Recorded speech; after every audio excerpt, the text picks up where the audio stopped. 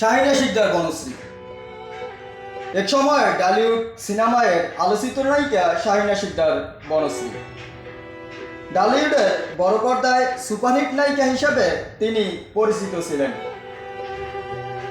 1994 সালে সোহরাব রুস্তম নামের সিনেমার মাধ্যমে চলচ্চিত্র জগতে পা রাখেন ডালিউডের এই নায়িকা শাহিনা শিকদার বনশ্রী। ডালিউডের আলোচিত এই নায়িকা গত মঙ্গলবার পাড়ি জমালেন পরপারে।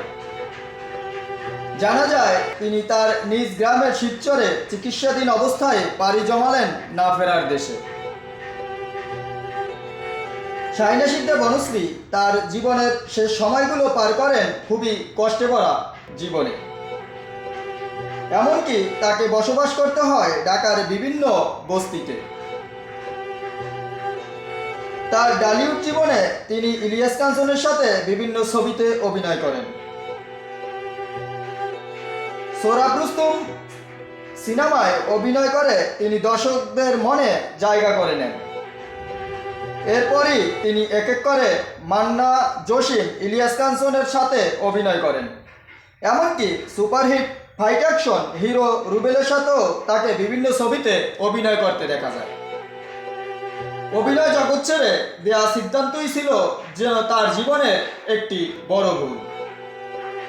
এরপরই জীবনে নেমে আসে দুদু অন্ধকার। তাকে ঢাকার বিভিন্ন জায়গায় ফুলের ব্যবসা করতে দেখা যায় অভিনয় জগৎ ছেড়ে দেওয়ার পর। দেখা যায় গাড়িতে গাড়িতে হকারিও করতে। এমনকি তিনি নামাশিক্ষা বই বিক্রি করে জীবন পার করতেন। তার এক মেয়ে ঢাকা থেকে অপহরণ হওয়ার পর থেকেই তিনি হয়ে ওঠেন ভারসাম্যহীন।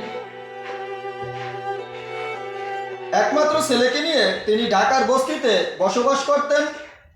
মারা যাওয়ার আগ মুহূর্তে তার গ্রামের বাড়ির শিবচর এলাকায় সরকারের দেওয়া একটি ছোট বাড়িতে অসহায় জীবন পার করতেন এই বলিউডের নায়িকা। গত মঙ্গলবার সকালে শিবচর স্বাস্থ্য কমপ্লেক্সে শেষ নিঃশ্বাস ত্যাগ করেন এই চলচ্চিত্রের নায়িকা শাহিনা শিকদার বনশ্রী।